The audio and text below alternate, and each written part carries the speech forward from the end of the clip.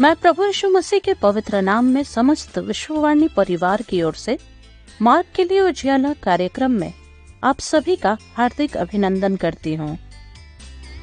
यह कि तुम स्तुति करो, उसकी करुणा सदा की है। प्रभु की तुम स्तुति करो, उसकी करुणा सदा की है।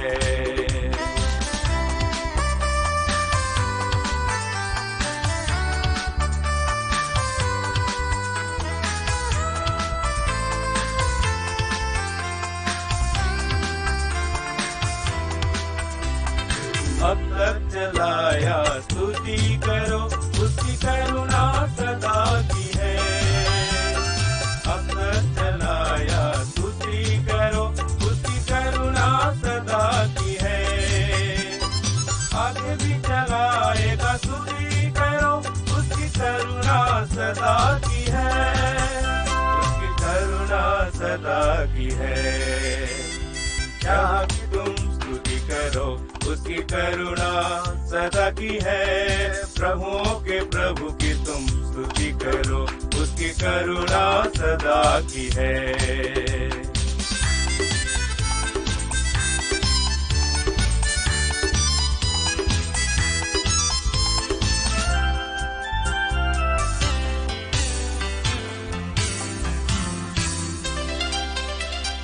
अब तक संभाला स्तुति करो, उसकी करुणा सदा की है। अब तक संभाला स्तुति करो, उसकी करुणा सदा की है। आगे भी संभालेगा स्तुति करो, उसकी करुणा सदा की है। उसकी करुणा सदा की है। क्या कि तुम स्तुति करो, उसकी करुणा सदा की है। प्रभु की तुम स्तुति करो, उसकी करुणा सदा की है।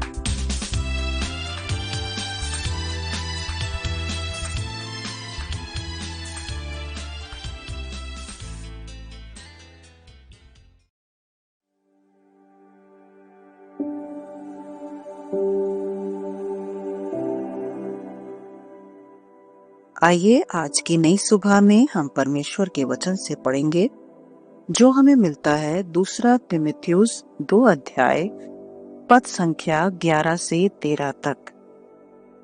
ये बात सच है कि यदि हम उसके साथ मर गए हैं तो उसके साथ जिएंगे भी। यदि हम धीरज से सहते रहेंगे तो उसके साथ राज भी करेंगे। यदि हम उसका इनकार करें तो वह भी हमारा इनकार करेगा। यदि हम अविश्वासी भी हों तो भी वह विश्वास योग्य बना रहता है, क्योंकि वह आप अपना इनकार नहीं कर सकता। प्रभु इस वचन के द्वारा आप सबको बहुतायत की आशीष दे।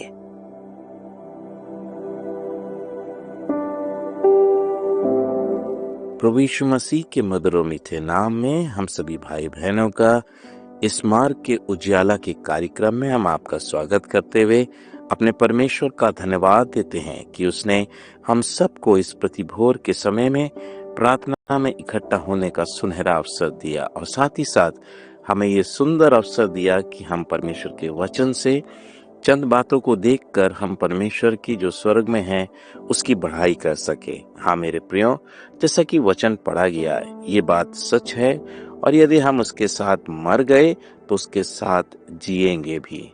यदि इस पद पर हम अपना ध्यान केंद्रित करें तो मेरे प्रियो, ऐसा प्रतीत होता है कि हमारा परमेश्वर चाहता है कि हम कुछ चीजों के लिए अपने आप को मृतक समझें। हाँ, क्योंकि अर्थात यदि पुराने मनुष्यत्व को पूरी तरह से हम निष्क्रिय न करें तो स्वाभाविक है कि हम कहीं ना कहीं अभी भी परमेश्वर से दूर हैं। यही कारण है कि वो चाहता है कि हम अपने पुराने मनुष्यत्व को पूरी रीति से उतार कर एक नए मनुष्यत्व को अपने जीवन में पहन लें, क्योंकि लिखा है यदि हम उसके साथ मर गए तो उसके साथ जिएंगे भी। तो हमें पहले मरना होगा, अर्थात उन बातों के लिए जो परमेश्वर नापसंद करता है, तभी तो हम मृतक होंगे। और जब हम उन बातों के लिए हम अपने आप को मारते हैं, कूटते हैं, अपने आप को परमेश्वर के समीप लाते हैं, तो स्वाभाविक है कि हम वचन के अनुसार उसके साथ जिएंगे भी। साथ ही वो कहता है यदि हम धीरज से सहते रहेंगे तो उसके साथ राज्य भी करेंगे। मेरे प्रियो, कितना सुंदर पद है, क्योंकि वो चाहता है कि हम धीरज के साथ चलें, क्योंकि हमारे सामने शायद अनेकों चुनौती हो सकती है, पर उन विषम परिस्थितियों में हमें धीरज की आवश्यकता है, क्योंकि वचन कहता है जो अंत तक धीरज धरे रहेगा उसी का उद्धार होगा। साथ ही साथ आगे पद में कहता है यदि हम उसका इनकार करेंगे तो वह भी हमारा इनकार करेगा। मेरे प्रियो, जब हम परमेश्वर के इस वचन को, जब हम मत्ती रचित सुसमाचार 10 अध्याय उसके 33 पद में जाते तो वहां कहता है पर जो कोई मनुष्य के सामने मेरा इनकार करेगा उससे मैं भी अपने स्वर्गीय पिता के सामने उसका इनकार करूंगा। कितनी कठोर बात यहाँ पर हमें दिखाई पड़ती है। और अगर हम लूका रचित सुसमाचार 12 अध्याय उसके 9 पद को देखें तो वहां पे भी कहता है परंतु जो मनुष्य के सामने मेरा इनकार करे उसका परमेश्वर के स्वर्गदूतों के सामने में इनकार किया जाएगा। हाँ मेरे प्रियो, सो इस वचन को याद करें, स्मरण रखें, क्योंकि परमेश्वर चाहता है कि हम उसका इनकार ना करें परंतु हम दूसरों के सामने उसको स्वीकार करें। और फिर आगे कहता है यदि हम अविश्वासी भी हों तो भी वो विश्वास योग्य बना रहता है। कितनी अद्भुत बात है। कई बार हम उससे दूर होते हैं, हम अविश्वास में चले जाते हैं, तो भी मेरा और आपका प्रभु जो है वो आपके और मेरे जीवन के प्रति विश्वास योग्य कहता है, क्योंकि वह आप अपना इनकार नहीं कर सकता। अर्थात हम इस पद के द्वारा ये समझते हैं कि हम उसके अपने हैं, अर्थात उसे हमें हमारे जीवन को अपना बनाया है, यानी कि उसकी जो घनिष्ठता है, उसके प्रेम की जो घनिष्ठता है हमारे प्रति वो कितनी गहरी है, क्योंकि लिखता है क्योंकि वह आप अपना इनकार नहीं कर सकता। मेरे प्रियो, इस विचार को लेके आइए हम अपने स्वरों को झुकाएं, प्रार्थना में मांगे कि हमारा परमेश्वर जो विश्वास योग्य है वो हमसे कितना अद्भुत प्रेम करता है। आइए प्रार्थना करें। हमारे जीवित अनुग्रहकारी प्रेमी दयावंत प्रभु, मैं धन्यवाद और धन्यवाद के साथ आपके चरणों में आता हूँ। धन्यवाद देता हूँ पिता परमेश्वर कि आज जितने भी प्रियजन हमारे साथ इस प्रार्थना में हैं, मैं सबके ऊपर नाम बनाम आपकी आशीष मांगता हूँ।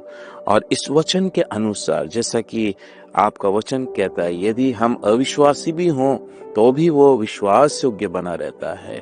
प्रभु जी, आप हमसे बैर नहीं करते, उस परिस्थिति में आप हमसे दूर नहीं होते, परंतु प्रभु जी आप अपनी विश्वास योग्यता हर पल हमारे जीवन के लिए प्रकट करते हैं। सो इसलिए हम आपका धन्यवाद करते हैं। यही कारण है प्रभु, वचन में लिखा है कि हम उसके साथ मर जाएंगे तो उसके साथ जिएंगे भी।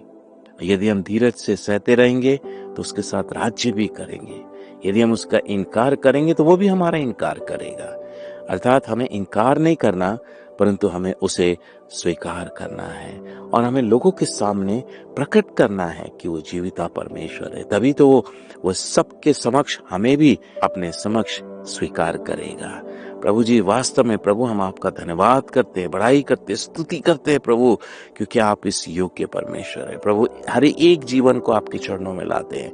प्रभु जी, यदि किसी परिवार में दुख या तकलीफ की घड़ियां हैं, प्रभु जी उस समय आप अपने इन प्रियों को संभालें, इनकी सुधि लें प्रभु, उनकी हर जरूरतों को आप पूरा करें। प्रभु जी, किसी घर में यदि कोई जवान बेटे और बेटियां हैं, प्रभु जी यदि वे शादी के लिए तैयार हैं तो प्रभु जी उनके लिए एक सही जीवन साथी दें। प्रभु जी, यदि कोई नौकरी की तलाश में है तो प्रभु जी आप उसके लिए एक अच्छी नौकरी मुहैया करें। पिता परमेश्वर, यदि किसी भाई या बहन का आज जन्मदिन या सालगिरह है, हर एक के जीवन को हम आपके हाथों में देते हैं। आप प्रभु जी प्रत्येक को बड़ी आशीष दें, उनके लिए नव वर्ष बड़ी आशीष लेकर आए।